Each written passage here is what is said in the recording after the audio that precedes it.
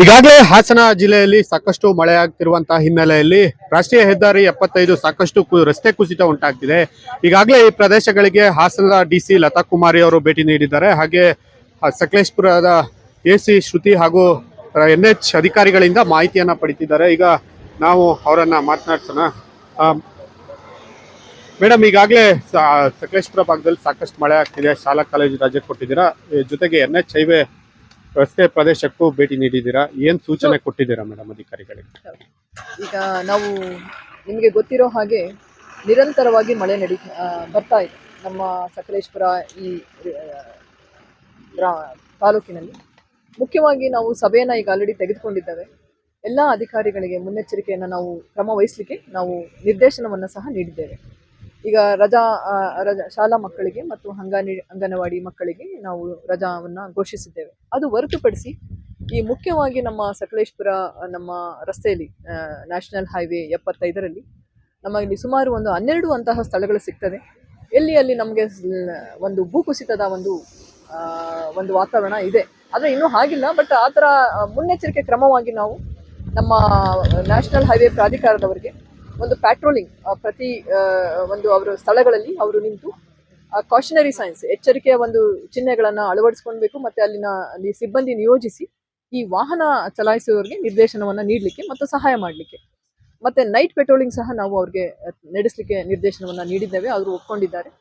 ಮತ್ತು ಇದನ್ನು ಪರ್ಮನೆಂಟ್ ಆಗಿ ಒಂದು ಸೊಲ್ಯೂಷನ್ ಫೈಂಡ್ ಔಟ್ ಮಾಡೋಕ್ಕೆ ಈಗ ಆಲ್ರೆಡಿ ಅವರು ಒಂದು DPR ಅನ್ನು ತಯಾರಿಸಿದ್ದಾರೆ. ಅದು ಮುಂದಿನ ಮಾನ್ಸೂನ್ ಮುಗಿದ ನಂತರ ಅದನ್ನು ಅವರು ಕಾಮಗಾರಿ ಕೈಗೆತ್ತಿಕೊಳ್ಳುತ್ತೇವೆ ಅಂತ ಅವರು ಸಹ ತಿಳಿಸಿದ್ದಾರೆ. ಇದರಲ್ಲಿ ಈ ರೀತಿಯಾಗಿ ನಾವು ಕಾರ್ಯನಿರ್ವಹಿಸ್ತೀವಿ. ಈಗ ರಜೆಗಳು ಕೊಟ್ಟಿದ್ದೀರಾ, ಮತ್ತೆ ಪುನಃ ಮಳೆ ಜೋರಾಗ್ತಾನೆ ಇದೆ. ಇದೇನಾದ್ರು ಜಾಸ್ತಿ ಆದ್ರೆ ಮತ್ತೆ ಮುಂದುವರಿಸ್ತೀರಾ?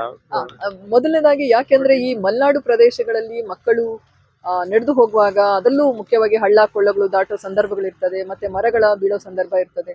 ಅವರ ಸುರಕ್ಷತೆಯಿಂದ, ಸಾರ್ವಜನಿಕರ ಸುರಕ್ಷತೆ ಹಿತಾಸಕ್ತಿಯಿಂದ ನಾವು ರಜೆಗಳ ಅವಶ್ಯ ಇದ್ದಲ್ಲಿ ಖಂಡಿತವನ್ನ ರಜವನ್ನ ಮುಂದುವರಿಸಲಾಗುವುದು. ಹಾಗೆ ಆನೆಮಲಲ್ಲಿ ಮನೆಗಳು ಕೆಲವು ಕುಸಿತ ಪ್ರದೇಶದಲ್ಲಿದೆ.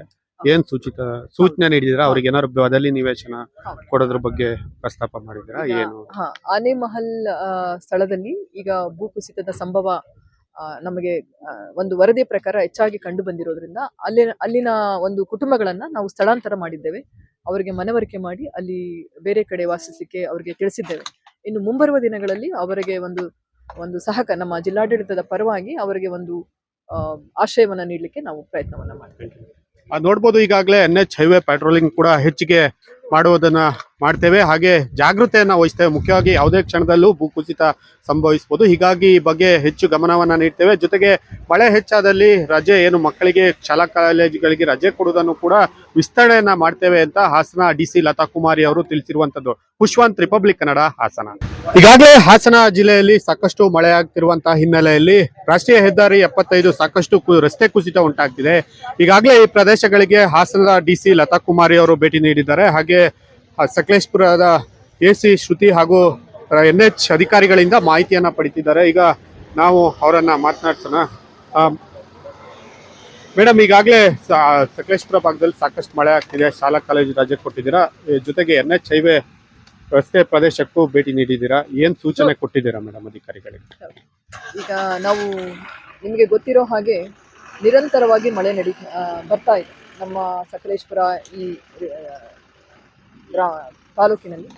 ಮುಖ್ಯವಾಗಿ ನಾವು ಸಭೆಯನ್ನು ಈಗ ಆಲ್ರೆಡಿ ತೆಗೆದುಕೊಂಡಿದ್ದೇವೆ.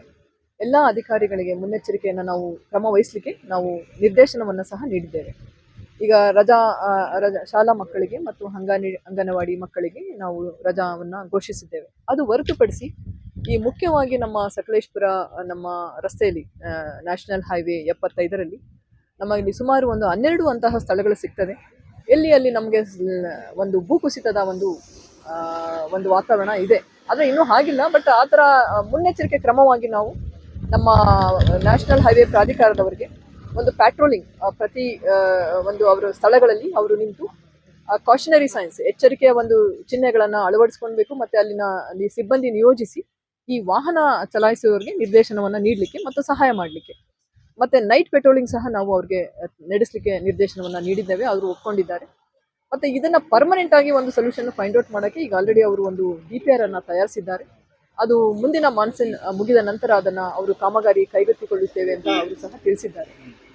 ಇದರಲ್ಲಿ ಈ ರೀತಿಯಾಗಿ ನಾವು ಕಾರ್ಯನಿರ್ವಹಿಸ್ತೇವೆ. ಈಗ ರಜೆಗಳು ಕೊಟ್ಟಿದ್ದೀರಾ, ಮತ್ತೆ ಪುನಃ ಮಳೆ ಜೋರಾಗ್ತಾನೆ ಇದೆ, ಇದೇನಾದ್ರು ಜಾಸ್ತಿ ಆದ್ರೆ ಮತ್ತೆ ಮುಂದುವರಿಸ್ತೀರಾ?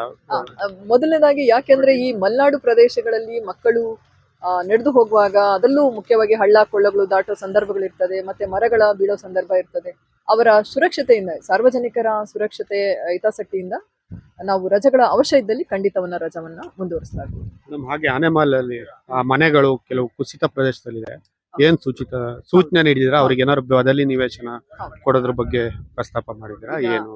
ಆನೆಮಹಲ್ ಸ್ಥಳದಲ್ಲಿ ಈಗ ಭೂಕುಸಿತದ ಸಂಭವ ನಮಗೆ ಒಂದು ವರದಿ ಪ್ರಕಾರ ಹೆಚ್ಚಾಗಿ ಕಂಡು ಬಂದಿರೋದ್ರಿಂದ ಅಲ್ಲಿನ ಒಂದು ಕುಟುಂಬಗಳನ್ನ ನಾವು ಸ್ಥಳಾಂತರ ಮಾಡಿದ್ದೇವೆ.